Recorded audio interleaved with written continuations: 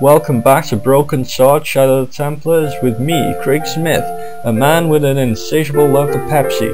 Well, at least according to my YouTube name, that is. So, we had a close encounter with the clown man, the killer, and it was indeed a close encounter, and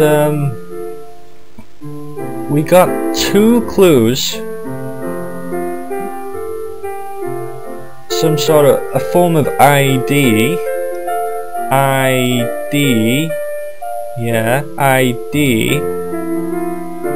and a matchbook with no clues or anything. But it might come into play later. Probably will. So let's talk to Monsieur Frenchman and ask if we can get into the safe with our ID. What now, monsieur? Does this pass mean anything to you? That is Monsieur Merlin's property. That's right. Merlin the murderer. I want to see what he's left in your safe. Impossible. I cannot betray his confidence, no matter what you say he's done. You're making a big mistake. Maybe. I can live with that. Well, that didn't quite work the way it did, the way I wanted it to, so, we're gonna need some assistance, guys, from our English friend, Lady Piermont. Hi, ma'am. Hello, George. What can I do for you now? What can I do for you now? I found this pass in Merlin's room. So, that deceitful little man is passing himself off as an electrician, is he? Uh-huh. This guy probably has a million faces. I showed the pass to the clerk, hoping he'd give me Merlin's papers, but he wouldn't buy it. He's too scared. I'll give him something to be scared of. Follow me, George!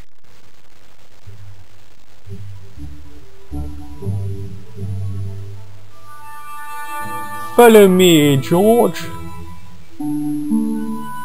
George. Did you place a package from Merlin in the hotel safe?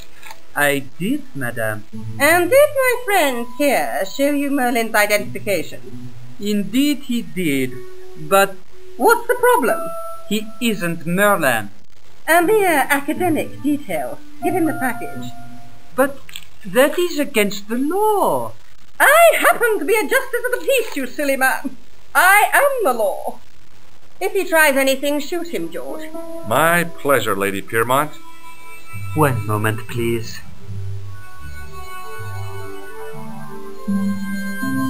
Thank you. You know, I haven't enjoyed myself this much since Greenham Common. I don't know what I would have done without you, Lady Piermont. Voilà, monsieur. Le manuscrit de Monsieur Merlin. Thanks. How satisfying. An Anglo-American alliance that actually worked. The clerk had given me a tightly rolled sheet of parchment. I decided not to unroll it until I was safely back in Nico's apartment. Now guys, remember how I said to take note of these gangsters out here, of how they keep searching people and stuff? If I was to walk out with this parchment on my person, they would kill me. I'm not joking, they would actually kill me. So, we need to get this off my person so I can leave the hotel without getting killed. And this is the way to do so.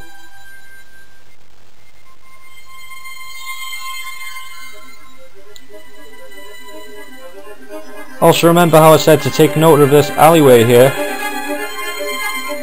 I knew this was no way to treat nature's manuscript, but I couldn't let it fall into the hands of the beings waiting outside.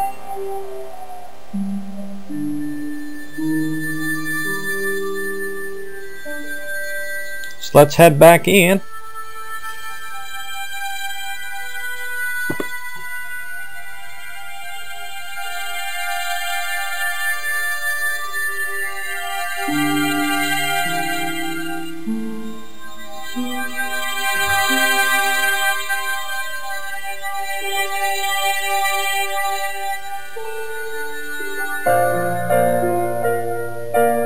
I have to say this part was a pain in the ass back when I first started this game because I didn't save in quite a while. So yeah, I had to sort of start quite a bit of the game again. Hold it right there. Search him again, Black.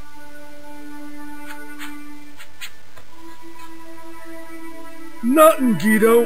Okay, let him go. Yeah, there's a few death scenes in this game which for some reason they removed from the director's cut version. I have no idea why. That kind of pissed me off. And I might talk more about the director's cut version later on, but for now... If the manuscript was what Flap and Guido were after, they were going to be disappointed. I couldn't wait to get back to Nico's apartment and check it out.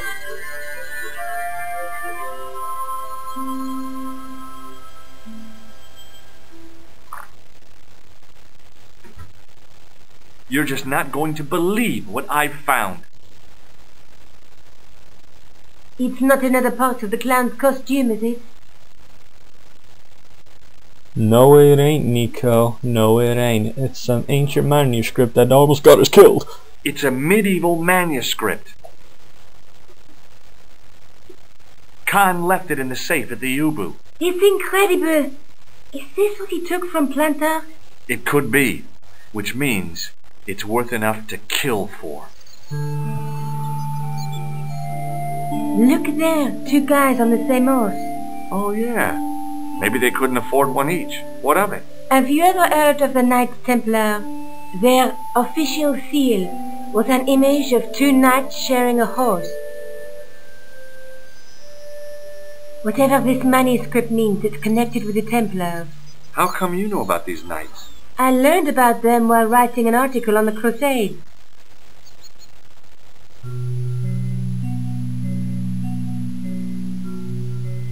This guy, named Hughes the Pagan, arrived one day at the court of King of Jerusalem. He offered to protect the Christian pilgrims from the displaced Muslim armies. The king would be able to guarantee safe transit to Christians in the Holy Land. Safer journeys meant more pilgrims, and pilgrims meant trade as well. The Templars proved invaluable to the king as a mercenary army. It was said that they never outnumbered the enemy numbers, just where they were, and as the years went by, the Templars grew in wealth and numbers. They were so rich, even kings came to them for loans. But at the height of their power, they fell foul of the King of France. He rounded them up and turned them over to the Inquisition. Thousands of Templars were subject to torture and confessed to heresy. Of course, at the end of the Inquisition, there wasn't much they wouldn't confess to. The last Grand Master Jacques de Molay was burned alive. But the treasure of the Knights Templar was never found.